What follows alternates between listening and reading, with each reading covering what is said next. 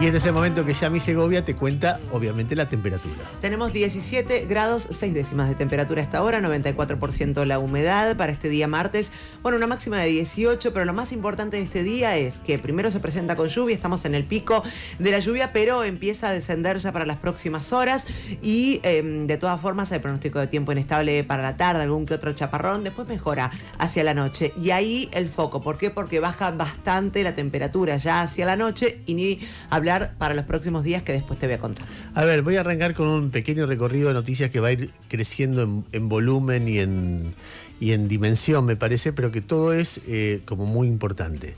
No quiero arrancar por un lugar que no es el lugar que es la tapa de los diarios, pero me parece que es muy, muy relevante que marquemos día a día lo que está pasando con la atención de la salud pública en Argentina.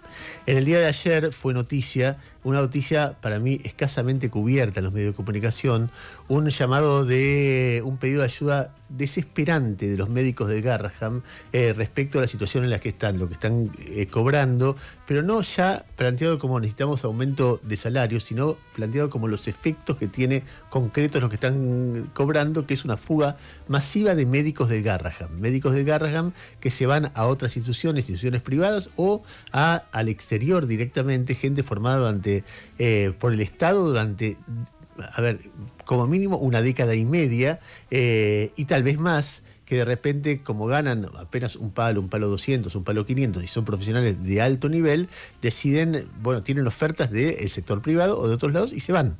Y el Garrahan y eso se repite en salarios, se repite en insumos, se repite en condiciones edilicias, se repite en, obviamente, en los tiempos en los que se dan los turnos, y los tiempos en los que se dan los turnos tienen que ver con la vida y muerte de personas. Es decir, el Garrahan atiende al 40% de la población infantil de niños y adolescentes con cáncer. Estamos hablando de cáncer pediátrico, o sea, imagínate el drama familiar. Atiende gratuitamente. Es una maravilla lo que ha hecho siempre, con pocos recursos, porque tampoco es que ganaban fortunas, pero ahí había una pertenencia y una sensación de estamos haciendo algo por los demás que hacía que ese hospital funcionara hasta determinado punto. En el momento que a vos no te alcanza la plata para vivir o para mantener a tu familia, te vas a un lugar donde te pagan más. El incentivo para irte es notable.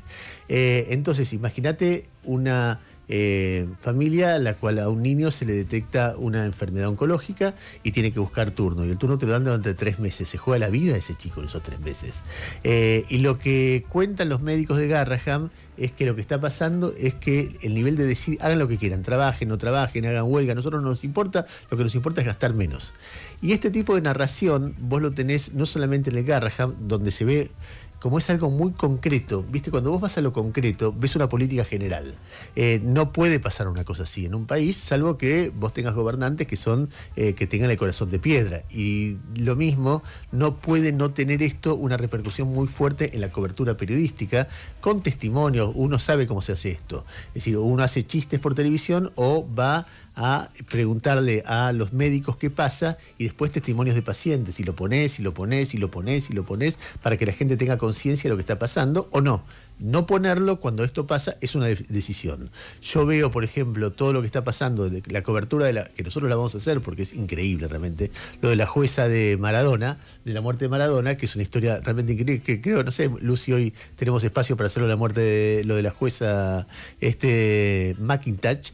Pero está bien, le das un espacio enorme, es muy interesante, mide, pero lo del Garrahan es muy importante, es muy relevante de verdad en términos de qué se va construyendo en un país y qué se va destruyendo. No ha habido gobierno que se les hubiera ocurrido hacer pelota. O sea, imagínate de ahí para adelante todo lo que está pasando, porque eso es la punta del iceberg, los que se atreven a hablar. Esto pasa en el Instituto Nacional del Cáncer, de lucha contra el cáncer, que fue totalmente desarticulado. Pasa en todo el área de discapacidad, como dijo Jairo, como cubrió Jairo muchas veces.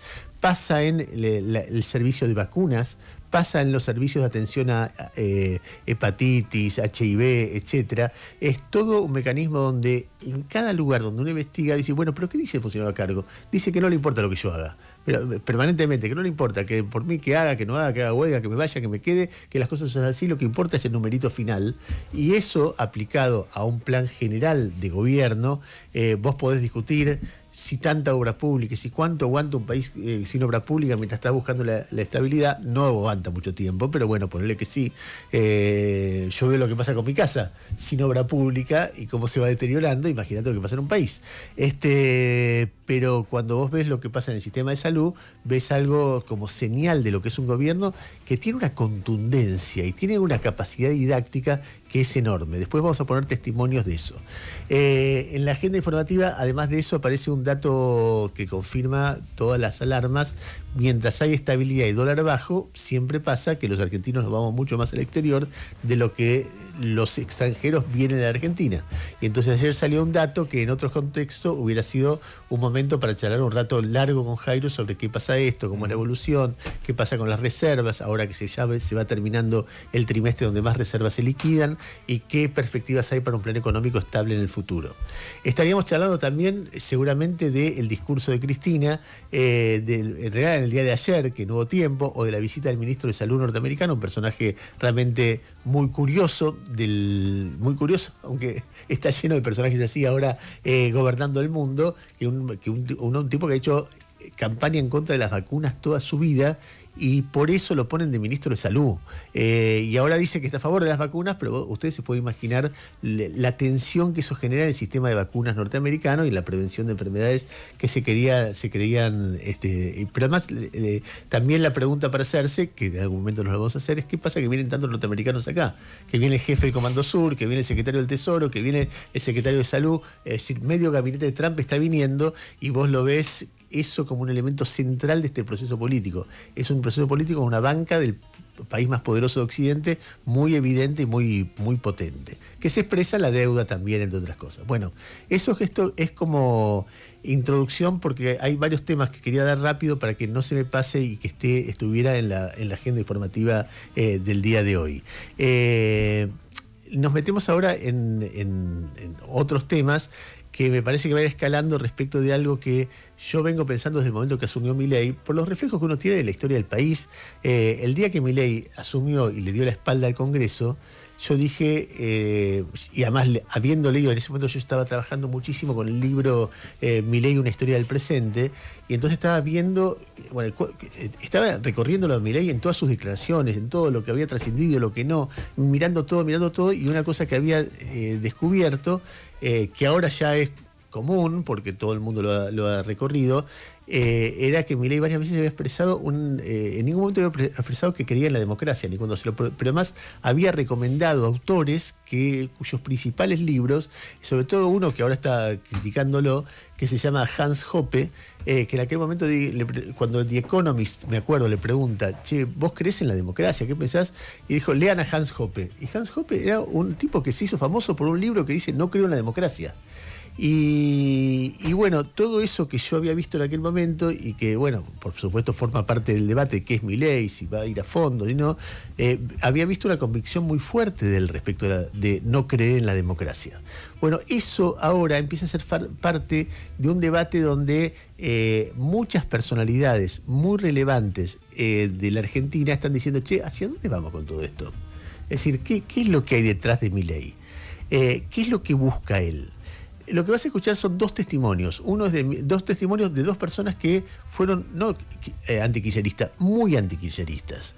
Emilio Monzó fue uno de los armadores más talentosos del macrismo, o sea, del proyecto político que desplazó a Milei en el 2015, a punto tal que fue presidente de la Cámara de Diputados. Y el otro día le dio un reportaje a Luis Novarecio, donde denuncia que gente de servicio de inteligencia no solamente lo han amenazado a su familia, sino que intentaron entrar en su casa. Pero en ese contexto, que es algo que vas a ver recurrentemente, gente que te denuncia cosas que no denunció en su momento y que de repente le pasó algo raro cuando estaba criticando al gobierno. Emilio Monzó, en ese contexto, le dice a Luis Novarecio esto, escuchá. ¿Qué cosa estamos analizando finamente? Claramente este es un gobierno que pretende ser una tiranía. Claramente, no es que es burdo, es vulgar. Por supuesto que el insulto tiene que ver con esto. Es el tirano el que insulta, porque el tirano para el tirano Y para personas como Milei, el otro no existe. Es la otredad. El otro no existe como tal y eso es un tema de inmadurez. Los tiranos de esta característica es porque son personas inmaduras. Eso dice Emilio Monzó, insisto, alguien que fue muy antikirchnerista, es decir, laburó, pero denodadamente durante una década para sacar al kirchnerismo del poder. Luego, el otro día, Natalio Botana es un politólogo muy destacado a lo largo de los años, diría un liberal. Si me forzás diría muy crítico del peronismo, que casi digo antiperonista, pero me parece que es una categoría que tiene una carga despectiva, pero digamos, si vos decís un tipo que destaca las virtudes del peronismo o le afectan más los defectos, está del segundo grupo claramente. Un hombre, ayer me contaba María, que siempre ha consultado por Magdalena Rivas-Nazú, porque Magdalena era especialmente amiga. Y bueno, su producción intelectual en general tiene que ver con la República, la construcción de la República, la construcción de la democracia, es decir, un liberal. También un hombre que fue muy, muy crítico del kirchnerismo. Y Astrid Pichelli le hizo hace unos días una entrevista fantástica a Pablo Gerchunov y ahora a Natalio Botana, que tuvo una gran repercusión porque es un hombre muy influyente en círculos de la intelectualidad, diría, crítica del peronismo, antikirchnerista, etc. Y Natalio Botana dijo esto, escuchá. Es un liderazgo de ruptura con todo lo establecido, pero que empíricamente tiene que negociar con lo establecido porque de algún modo tiene que producir el gobierno. Pero esto es típico de este momento que vivimos en el mundo occidental, ¿no? Son liderazgos de ruptura, son liderazgos que dicen que vienen a dejar atrás todo lo que pasó y a construir algo nuevo. En Europa, la única experiencia que tenemos de estos liderazgos que pretenden construir algo nuevo es Víctor Orbán en Hungría, que es muy amigo político, de Milei, que, bueno, sí, ha construido algo nuevo, pero ese algo nuevo es un Estado autoritario.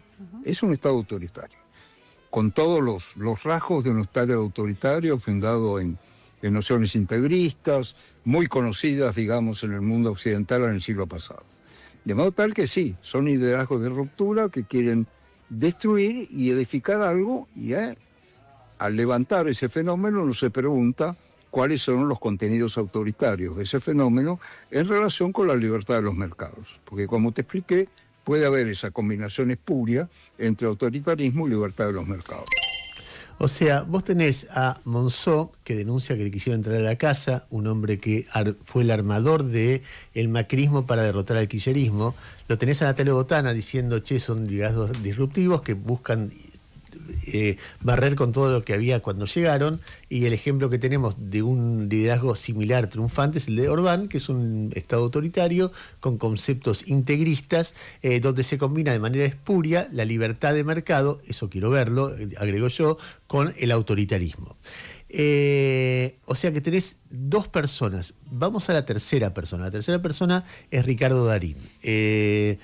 No sé si ahora vamos a tener tiempo, pero algo vamos a escuchar. Ricardo Darín el domingo en el programa de Mirta Legrand le preguntaron sobre cómo está el país y él dijo está confuso, no lo entiendo, pero en un momento agarró y dijo, le piden a la gente que saque la plata del colchón, dice, ¿a quién le están pidiendo? Si una docena de empanadas vale 48.000 pesos. Lo agarra el aparato de difusión oficial, empieza el ministro de Economía, Luis Caputo, dice, Ricardito, las empanadas valen tanto, es decir, lo gasta, me da vergüencita ajena. Y después empieza a sufrir un nivel de hostigamiento, empezando por el presidente de la Nación en las redes, todo su grupo de tuiteros pagos y no pagos, es decir, hay un piso en la Casa Rosada, un salón en la Casa Rosada donde nos están escuchando en este momento, que la gente, ellos cortan, hacen memes, etcétera, e impulsan todo este tipo de cosas, y después tienen las redes, ellos tienen un poder de fuego, sobre todo en Twitter, muy fuerte. El nivel de agravio, de insulto, de burlas sobre Ricardo Darín era realmente impresionante allá en las redes, esos fenómenos que de repente impresionan, que no pasan habitualmente, y eso fue replicado por un montón de periodistas que son los que habitualmente le hacen reportajes al presidente o están vinculados por vía familiar al equipo presidencial, y todos burlándose, comiendo empanada, todos burlándose de Darín y poniendo los memes que salían en las redes sobre Darín. Todo eso está documentado, tal vez después lo escuches y vemos, pero lo que quiero decir es que frente a eso, ¿qué es lo que dijo Darín? Porque Darín responde frente a eso. Vamos a escucharlo básicamente a él, porque en algún punto lo que dice Darín coincide con lo que dice Monzó y coincide con lo que dice Natalio Botana. Pon el audio 35, escuchá. No critiqué concretamente al gobierno, no dije esto es culpa de ellos o es responsabilidad de ellos, a pesar de que ya tienen más de un año en el poder. Lo que digo, esto yo creo que viene de hace mucho, no es una cosa que saltó ahora. Y es probable que tengamos que seguir esperando, es probable que tengamos que tener paciencia, más paciencia como siempre, pero tampoco es para hacer tanto revuelo. Evidentemente hay algo que funciona como una especie de pivot en la medida en que alguien dice algo que les pueda llegar a herir su susceptibilidad, enseguida salen a atacarte, y eso, la verdad, eso sí es grave. Bueno, entonces estamos hablando de 3 personas. Vos sabés que ayer, entre la gente que habló contra Darín, porque hacían cola los oficialistas para hablar contra Darín, aparece Johnny Viale. Y Johnny Viale en un momento dice, lo que pasa es que no decían esto en otros tiempos, no criticaban el kirchnerismo. Me impresiona porque me parece, una persona que maneja el archivo de manera en general con mucha memoria. Y hoy La Nación, Martín Rodríguez Yebra, La Nación, recuerda que el quilombo que se armó, yo me acuerdo perfectamente, porque además me acuerdo de la respuesta de Cristina. En un reportaje en una revista que ya no existe, como la mayoría de las revistas, que se llamaba Brando, Darín dice, yo quisiera que alguien me explicara el tema del crecimiento patrimonial de los Kirchner. ¿Cómo no se les cae la cara de vergüenza? ¿Cómo puede ser? Es obsceno. En aquel momento le responde Cristina con una carta en Facebook, dice, descarto, Ricardo, que usted confía en la justicia. Usted mismo fue acusado y detenido por un juez, eso le dijo Cristina, en marzo del 91 por el delito de contrabando de una camioneta que ingresó al país con una franquicia especial para discapacitados. Perdón, no le deseo el mal a nadie, pero menos mal que no estábamos los Kirchner en el gobierno, hubiera sido considerado una persecución política. ¿Lo recuerda? ¿Qué me decís, Juan? No sé a quién se refiere acá. La presidenta de la Nación, el Estado, contra un simple actor. Y ni siquiera claro que en esa causa... bueno, eso sigue la nota, perdón. Entonces, Cristina le responde hablándole de una causa en la cual Darín había sido sobreseído. O sea, Darín sí habló en aquel momento, pero aunque no hubiera hablado, tendría derecho a opinar ahora. O sea, tirarle con un carpetazo de algo cierto, no de algo falso. En cualquier caso, Darín dice, la gente no tiene idea de lo que yo hice en el kirchnerismo, igual no importa. Lo que importa acá es que viene todo el aparataje a tratar de callarte. Entonces estamos hablando de nuevo de personas como Emilio Monzó, Natalio Botana, Ricardo Darín, que sí hablaron durante el kirchnerismo. Y la cuarta persona es Hugo Alconada-Amón. ¿Qué pasó con Hugo Alconada-Amón? Hugo Alconada-Amón contó el domingo en una nota muy documentada que había un documento interno de la Agencia de Inteligencia del Estado donde contenía, que se llama Plan Nacional de Inteligencia, donde contenía elementos que permitían pensar que el gobierno iba a usar los servicios de inteligencia para perseguir periodistas o disidentes. Esos párrafos fueron citados textuales, nunca fueron desmentidos, donde básicamente dice que la agencia de inteligencia tiene que poner el foco en personas que generen descrédito de planes económicos o descrédito de funcionarios que se dedican a la seguridad interior. O sea que si Patricia Bullrich, por ejemplo, defiende a un gendarme que tira un gas lacrimógeno y le pega en la cabeza a un chico a un fotógrafo que está hoy en terapia intensiva, el que lo critique podría ser foco de atención de la CIDE. O si, por ejemplo, Marina del Poyeto critica la evolución del plan económico, puede ser seguida por espías. ¿Por qué? Porque desacredita el plan económico. Eso generó una respuesta otra vez violenta de Milei, los formadores de noticias falsas más de la historia, hablando de Alconada-Amón replicó lo que estaba diciendo, yo publicó un documento oficial, no estoy diciendo nada. Empezaron las burlas contra Alconada-Amón, pero después se puso más pesado. Y entonces empezó a recibir amenazas en su teléfono, empezó a recibir, ¿vieron ese mecanismo por el cual a mí me engancharon? Mensajes para que él mande un código con el objetivo de copar su WhatsApp. Imagínate, grupo de inteligencia copando su WhatsApp en este momento, las cosas que le puede hacer decir.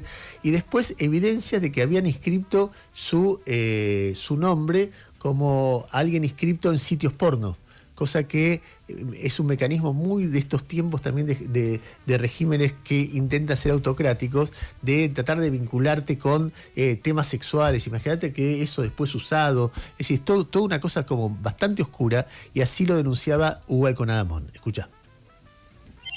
Hora después del comunicado de la presidencia y que yo emito a su vez un mensaje ratificando lo publicado, hubo 10 intentos de hackear mi WhatsApp, un intento de hackear mi cuenta de Twitter o X, y cuando yo después de eso radiqué la denuncia penal ante la unidad fiscal especializada en ciberdelincuencia, además después de eso recibí mensajes y amenazas desde 4 números distintos a mi WhatsApp, y ahí incluso me inscribieron o registraron con mi propio nombre en una página porno.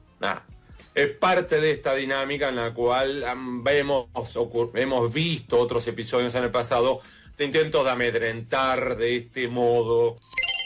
Bueno, a ver, las personas que estamos hablando no son personas que se amedrenten fácilmente. O sea, Emilio Monzó le trataron de entrar a la casa en marzo del año pasado, se cayó la boca durante 1 año y medio. No es gente que reaccione histérica frente a cualquier gesto de prepotencia o de amenaza velada o directa del gobierno. Ni Natalio Botana, ni Ricardo Darín, ni Lali Espósito, ni Hugo Alconada, ninguno de ellos son tipos que salen a gritar o a sobreactuar, etcétera. Es más, esto en sus vidas es una molestia.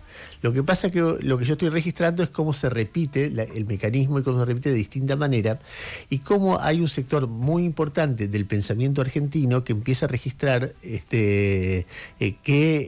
o por lo menos a preguntarse hasta dónde va a ir el gobierno con todo este proceso que estamos describiendo. Y que tiene que ver también con lo que pasa con el Hospital Garrahan, que tiene que ver también con lo que pasa con la idea de que no pueda haber más huelgas, que tiene que ver con lo que pasa también con la discusión sobre los números de la economía. Lo que estaba planteando Darín ahí es que mucha gente está mal, y cosa que está pasando. Insisto, no es culpa del gobierno, simplemente un detalle de toda esta cobertura. Yo decía que todo esto empezó cuando, 2 detalles más, antes de ir cerrando y darle pie a Jairo a hablar un poquito del tema turismo y del tema datos económicos. A ver, dos cosas decía. Hay una discusión sobre el precio de las empanadas. Darín dice 48.000 la docena. Es cierto que es tope de gama, como quien dice. Es decir, él, obviamente por su éxito, es un hombre de alto poder adquisitivo y tiene derecho a comer las empanadas lo que quiera. Igual le debe haber sorprendido, aún para su tope de gama, lo que valía en ese lugar las empanadas. Pero después él dice, lo que estoy diciendo no importa las empanadas, estoy diciendo que hay gente que está mal, ni siquiera estoy diciendo que es culpa de este gobierno. Pero hay una investigación que hizo Infobae muy buena sobre la evolución del precio de las empanadas, que muestra que, porque hay un índice de precios del consumidor de la capital que incluye las empanadas como un ítem concreto. Y entonces la investigación de Infobae lo que refleja es que la empanada, o la que ellos toman, está a 23.000, creo. No, la docena, no a 48.000, o sea, a la mitad. Pero que desde que asumió Milei se triplicó el precio de la empanada, o sea que subió la empanada muy por encima, o sea que habría que ver por qué razón pasó eso, pero hoy se puede con el mismo salario, si el salario fuera actualizado por vía de la inflación, que no pasó en todos los casos, pero en algunos casos sí, consumís menos empanada que antes. Tampoco es dramático y uno podría comer otra cosa, pero lo que digo es que la discusión sobre el precio de las cosas en las empanadas no sé si es algo que al gobierno le conviene agitar. Lo segundo que me parece más importante de todo esto es que todo esto fue iniciado públicamente por un personaje que empieza a reflejar que no es solamente un tecnócrata o un señor que es un recontramultimillonario y la tiene toda afuera, sino que además es un matón, que es Toto Caputo, el ministro de Economía, que fue el que arrancó todo esto, porque el tono, cuando le pregunta a Majul, todo orquestado desde el principio, qué opina de lo de Darín, él no es que responde, mira, para mí está equivocado, vale tanto, igual no es importante, y lo que plantea Darín es nuestro desafío, que la gente esté bien, que es un desafío que en todo caso tuvo su herencia, creo que está un poco mejor y creo que va a estar mejor. Hay 1000 maneras educadas de responder lo que le respondió. Escuchá cómo el tono de Luis Caputo, que él sabía lo que se venía, es decir, escrachalo con esto porque hay un operativo pensado antes, y el tono es este, escuchá. Terrible lo de Darín. ¿Por qué? Una sorpresa. Porque, ¿Por qué? No, pues un tipo que aprecio, pero perdón la sinceridad, me dio vergüencita ajena. ¿Por qué? Y porque se quiso hacer el nacional y popular y dijo una estupidez que, o sea, todavía lo están gastando en las redes. O sea, todo bien si él puede comprar empanadas en Mi Gusto o en Don Julio, pero las empanadas no valen eso, Ricardito. O sea, es como que mañana vayas a Porsche y le digas a Mirta, Mirta, los autos salen $200.000. La gente no puede comprar su Porsche. No, Ricardo, quédate tranquilo que la gente come empanadas ricas por 16.000 pesos. Bueno, el Ricardito, todo eso que hace Caputo, que, insisto, el anterior episodio fue cuando un periodista, el día que anunciaba la fanfarria impositiva que están impulsando, le preguntó por su plata en el exterior, si la va a traer o no, y él no respondió, él le gritó. Tiene alrededor de $16 millones declarados afuera, que hasta donde se sabe hoy no los ha traído. Uno puede suponer que no es lo único que tiene, pero es un hombre que el nivel de vida es increíble, es algo que no debería existir en un lugar justo, que haya tanta gente con problemas serios para llegar a fin de mes y alguien que tenga tanto dinero encima por haber hecho algo que no entendés para qué sirve. Es decir, entiendo que para él sirve y para los, supongo, clientes de él que ganaron plata, pero es hacer plata con plata, no es que descubrió una vacuna, no es que hizo un gran gol para deleite de millones de personas, no es que curó mucha gente, no es que construyó casas, no es que compuso una melodía que conmovió al mundo, nada.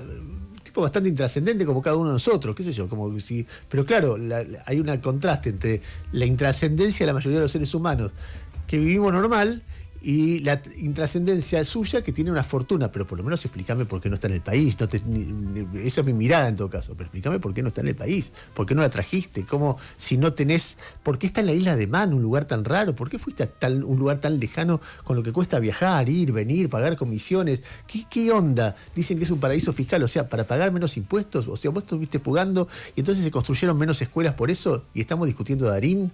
No jodamos, y nos estamos burlando de Darín. En fin, 8:37 de la mañana en toda la República Argentina. Decía, de lo económico, lo que destacaba ayer era el dato de turismo, pero no sé si vos tenés otros datos, Jaime. Sí, voy a enmarcar el dato de turismo en lo que es el croquis del problema del momento para el gobierno que acabo de dibujar mientras te escuchaba, Ernesto. A ver. El gobierno no acumula reservas, porque dice que cuando baje el riesgo país va a poder refinanciar los vencimientos. Uh-huh. Y lo que está pasando es que como no acumula reservas, no baja el riesgo país en este croquis y no puede refinanciar vencimientos. Esto, repito, parece un trabalenguas, pero el gobierno lo dijo el fin de semana, Milei, en lo más importante que dijo en su aparición en Radio Mitre, dijo, nosotros vamos a ir a los mercados de capitales cuando el riesgo país baje a 550 puntos, que para alguna gente incluso es muy caro financiarse de eso, pero Milei le puso número, dijo, cuando baje a 550 nosotros vamos a ir, dijo, al mercado de capitales, es decir, vamos a ir a refinanciar la deuda. Claro, pero mientras él espera que eso pase, del otro lado, hasta acá, ayer el riesgo país cerró en 666 puntos, porque, entre otras razones, no hay acumulación de reservas. Entonces es una especie de perro que se muerde la cola, mientras aparecen señales o del mundo cambiario que generan preguntas sobre la sostenibilidad del largo plazo y no tan largo, o después de que pase la cosecha, y señales del mundo del empleo y la producción. ¿Por qué? Vos decías más temprano, ayer salió el dato de la balanza turística de abril, cae la cantidad de gente que ingresa a gastar sus dólares del exterior, casi 5%, y crece 24% la cantidad de gente que sale. Es lo mismo que venís viendo todos los meses. Lo podés sumar al dato de la balanza comercial de la semana pasada. Cae la generación de divisas porque las importaciones le ganan por mucho a las exportaciones. Es cierto que en la comparación vos podés decir, bueno, estás comparando con una recesión el año pasado y ahora tenés actividad y entonces tenés más importaciones, pero como tendencia de dólares es lo que se está dando y lo venimos contando. Ahora, eso que es la cuenta de divisas, y hay un laburazo que publicó Martín Rapetti en los últimos días que se llama Gobiernos versus Econochantas, donde a mí me sorprendió una sola de las afirmaciones que hace Martín, que como siempre analiza la historia y los casos de la región de cómo acumularon reservas los países con los que el Fondo Monetario está comparando a Argentina, Perú y Uruguay.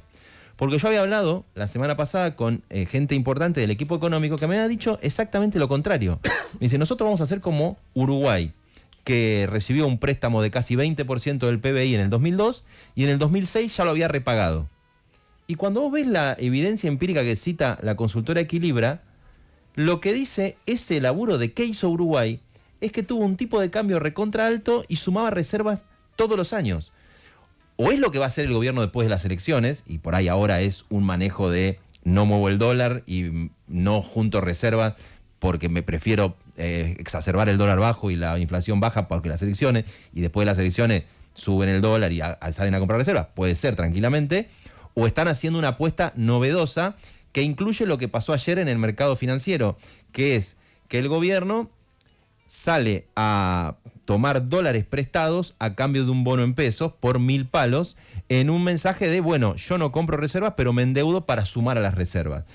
Porque, repito, está en esa rueda donde se mira que no acumula reservas y que el riesgo país no baja, por eso sale con esa jugada muy a lo Caputo. Muy a lo Caputo de inmediatamente sumar 1.000 millones de dólares de reserva. Pero déjame que te diga lo más importante. ¿Y lo logró?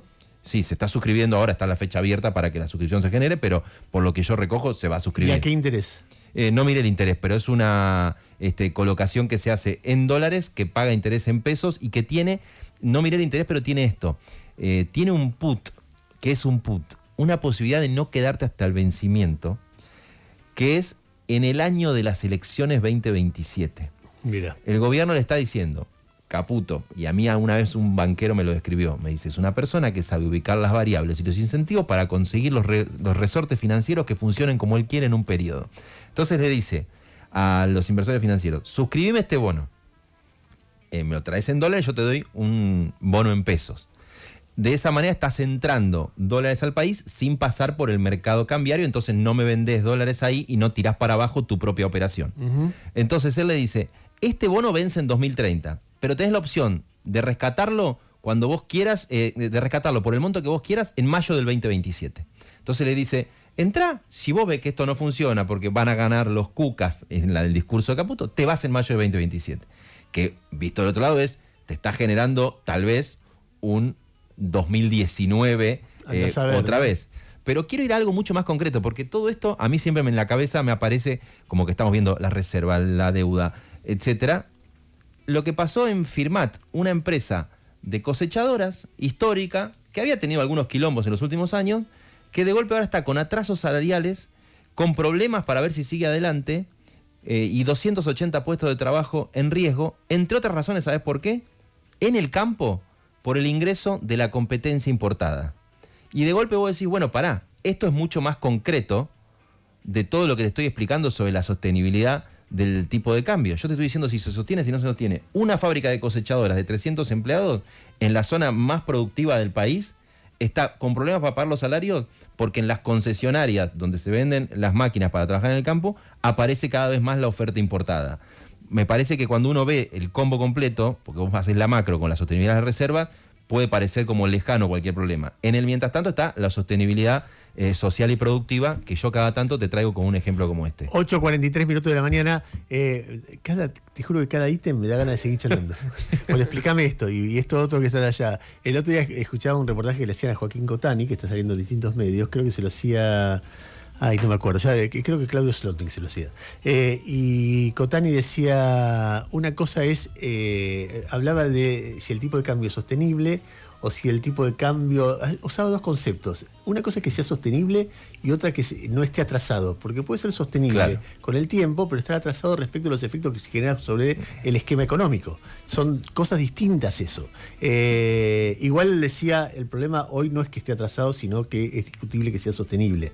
Pero mostraba los dos conceptos y yo pensaba, bueno, en las reservas se ve que no es sostenible, o que se puede discutir que sea sostenible.